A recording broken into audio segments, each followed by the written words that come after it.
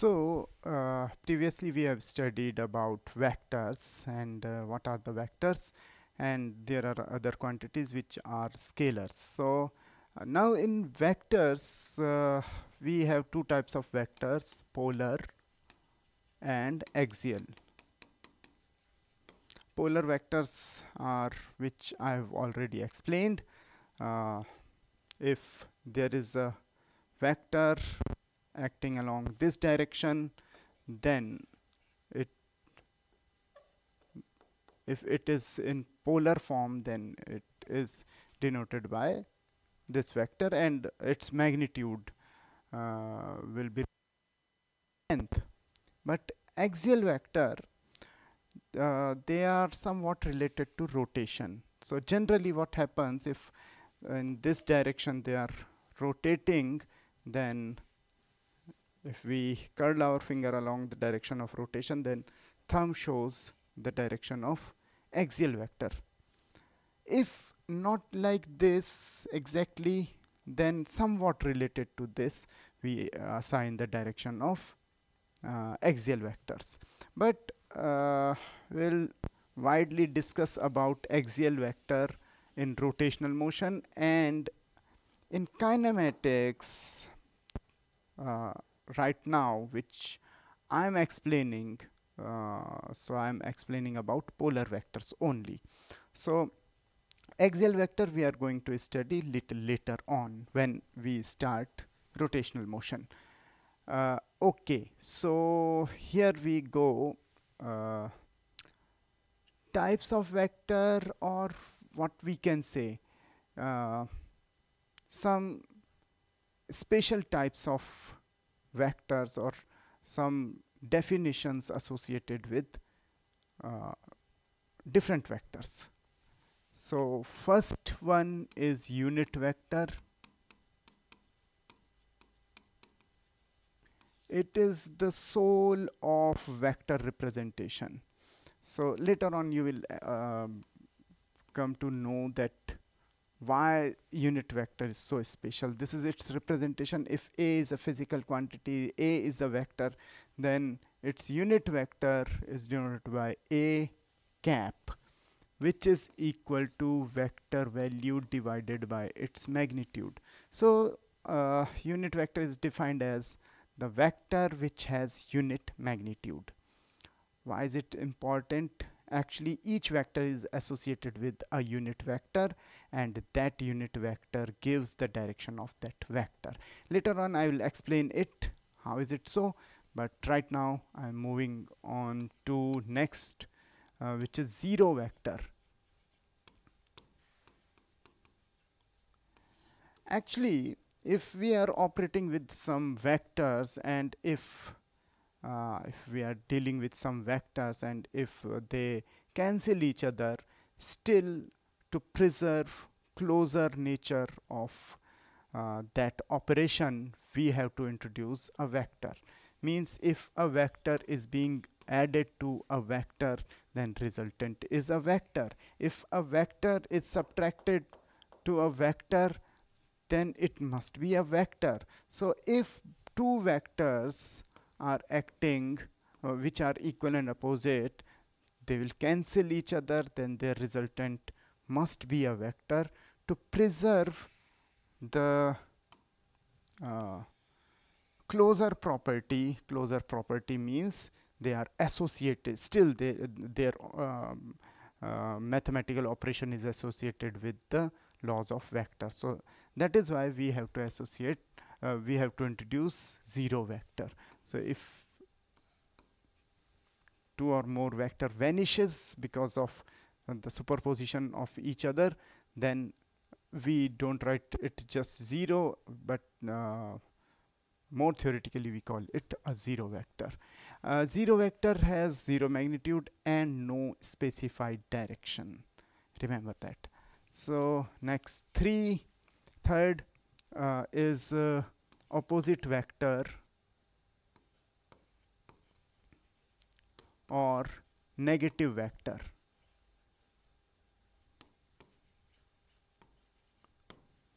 So if there is a vector A, it has direction this. So with respect to this vector A, if there is any other vector, then we'll call it its negative vector. For the sake of simplicity, if uh, it is of same magnitude but opposite direction, then we will call it its negative vector. So plus or minus, they are subjective actually. We will assume, we will consider positive direction and negative direction according to us, and if we have chosen a particular direction as positive, and if a vector is opposite to it, we will call it a negative vector. Then there is equal vector. I think fourth, equal vector. So two vectors, if two vectors are equal, now they must have same magnitude, same direction,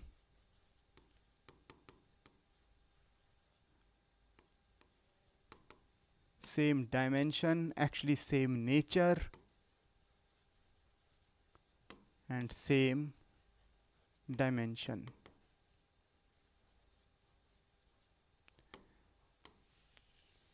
Remember that.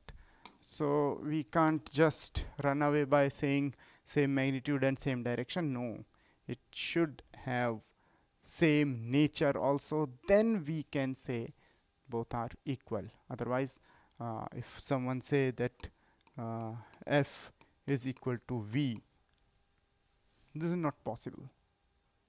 If F has magnitude 10, direction along right side, and velocity has magnitude 10 and along right side also, we can't say both are equal.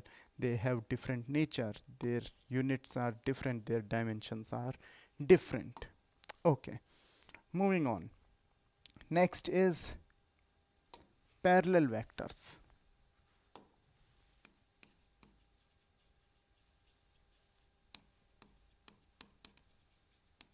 So parallel vectors, if two vectors are parallel, then their separation between them remains fixed, and angle between them is 0. So mathematically, we'll do some problems based question over it, then we'll discuss it in detail. Then uh, there are orthogonal vectors, means perpendicular vectors actually. So if so, like parallel vector, they have angle between them equal to 0. So orthogonal vector, they have angle between them is 90 degree. Okay, then there is co-initial vectors.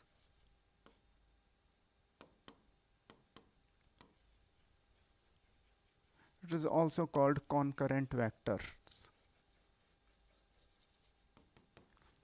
So if there is a point and there are several vectors coming out of that point, so we will call these vector as co-initial vector or concurrent vectors. In the same way, there is coplanar vectors.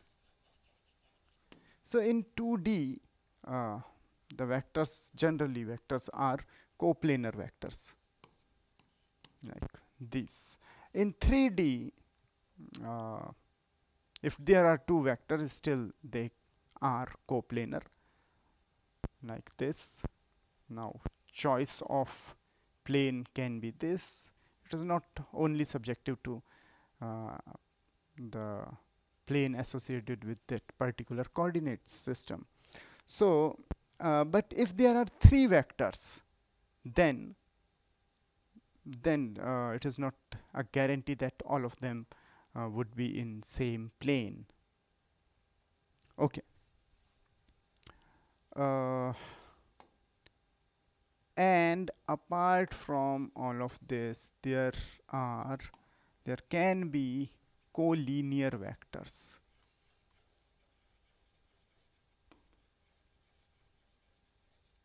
So the vectors which are along same direction, so they are collinear vectors. So these are the most commonly used vectors, or some of the vector system which come into the discussion most of the time. So that's it in this video. I will in next video we'll talk about unit vector in detail.